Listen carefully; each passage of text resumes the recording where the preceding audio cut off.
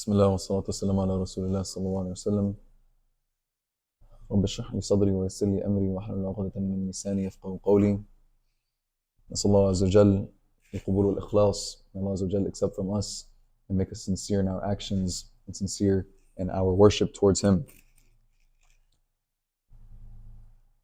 Last class, not last week, last class, it's been 2 weeks. Jazakallah khair, Brother Rani, for filling in. For me, while I was gone, I had some personal family matters. Alhamdulillah, they've been resolved. And now I'm back, so we are continuing. My apologies in advance.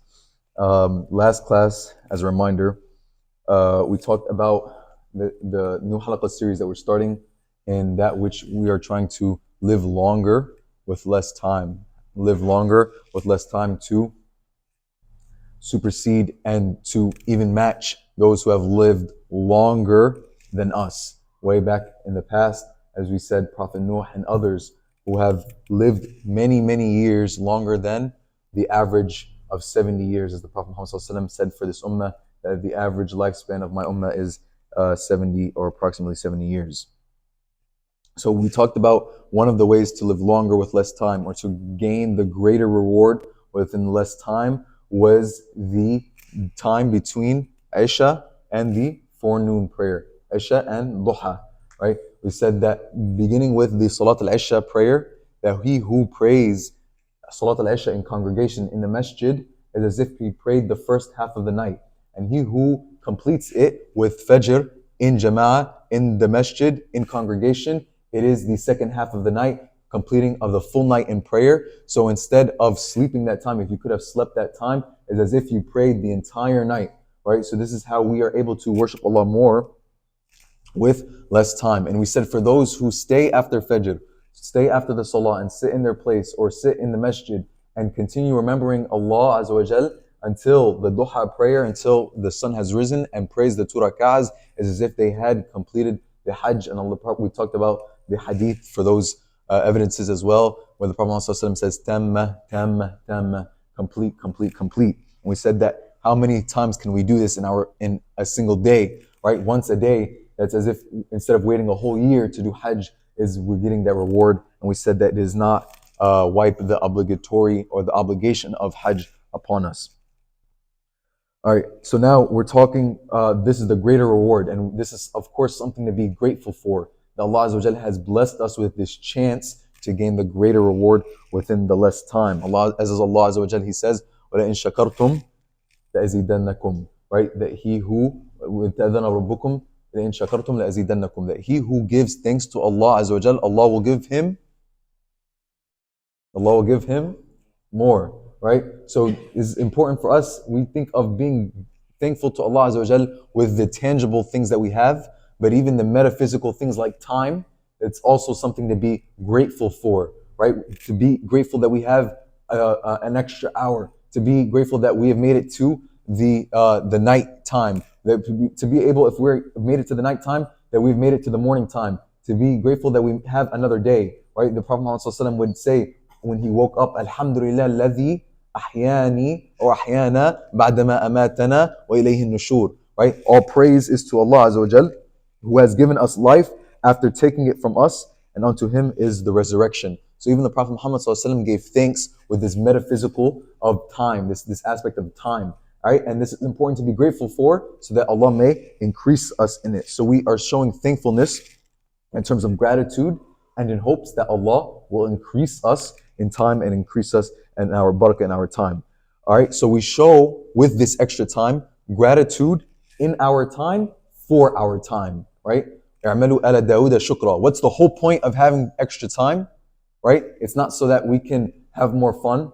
It's not so that we can enjoy this life more. Rather, it's to the opportunity and the chance to better ourselves and to worship Allah more and to please Allah more, right? This is the natural instinct of the believer, right? It's not within his personal gain. Rather, it's within the pleasure of Allah, that he seeks to live to please Allah and to seek His pleasure. And as we said, the more time we have, the more opportunity we have to better ourselves. And that is what the distinction factor between us and angels, right? What is the difference between us and angels, right? The angels will do something if they are given a task to perfection, right? They will do something perfect. Allah has commanded the angels to do something, they will do it to perfection. But the human, right, they are significant in that they have the ability to improve. They have the ability to be better. The angels cannot be better because they are already perfect. They do the action to perfection. But the significance in the son and daughters of Adam and Adam and Eve as well, is that we have the chance and the opportunity to be better. We have that capability. So with more time, we have the ability to improve. Um, so this is also something to be grateful for and to ask Allah Azza wa Jal that every time we improve, or first to ask Allah to improve you, and when you have been improved, when you see that your iman is getting better, or you see or you feel that you're getting closer to Allah Azza wa Jal, that you thank Him for that as well.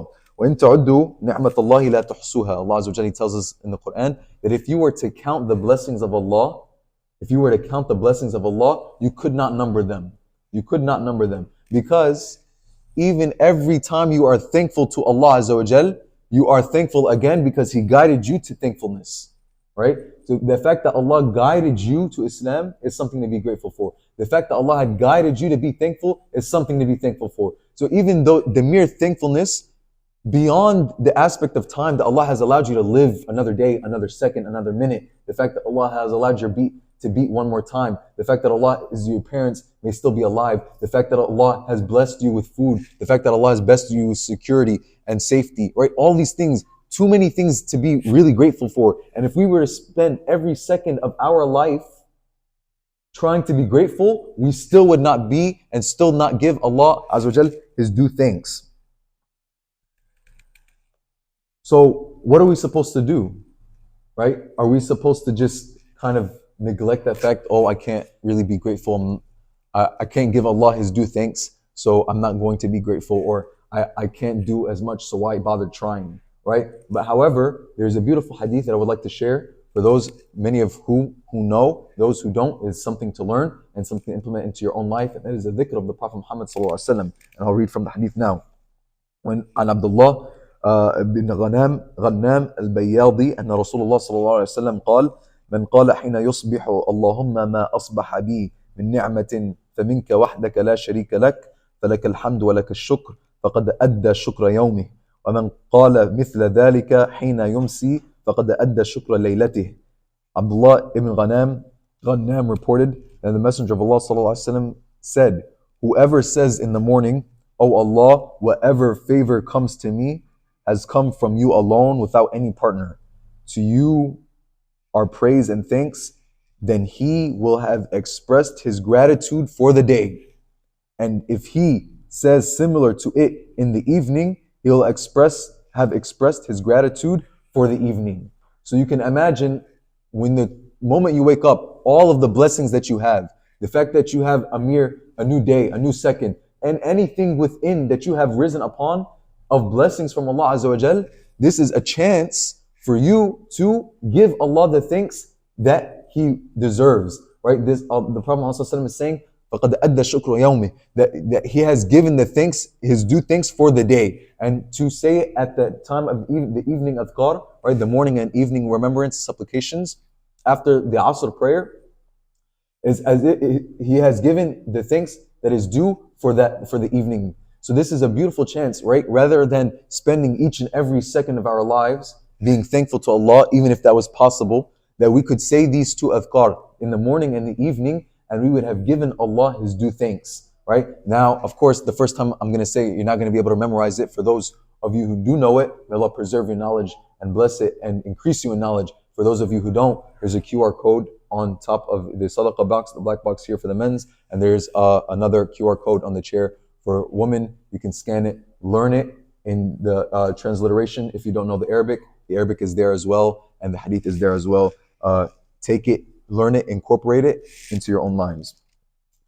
Right, so when Allah Azza wa Jalla says, وَإِن تُعُدُّوا نِعْمَةَ اللَّهِ لَا تُحْصُوهَا, that even if you were able to, if you counted the ni'mah, the graces of Allah Azza wa Jalla, you would not be able to number them, right? Of course, we would not be able to know them all, because some of them we don't even know. But this is a chance for even that which we do know and that which we don't know, to give Allah Azza wa Jalla His thanks in the morning and in the evening. May Allah Azza wa Jalla increase us in gratitude and increase us in knowledge that we can implement into our lives and worship and please Him more. ربنا آتنا في الدنيا حسنة وفي الآخرة حسنة وقنا عذاب النار. ربنا ظلمنا أنفسنا وإن لم تغفر لنا وترحمنا لنكونن من الخاسرين. اللهم اجعلنا من عبادك الشاكرين من الذاكرين. اللهم آمين. سبحانك اللهم وبحمدك أشهد أن لا إله إلا أنت أستغفرك وأتوب إليك. Anything that I've said that is correct is from Allah and Allah Azza wa Jalla alone. And anything that I've said that is incorrect is from myself and from Shaitan. And I ask Allah's forgiveness for me and for all of you. Assalamu alaikum wa rahmatullahi wa barakatuh.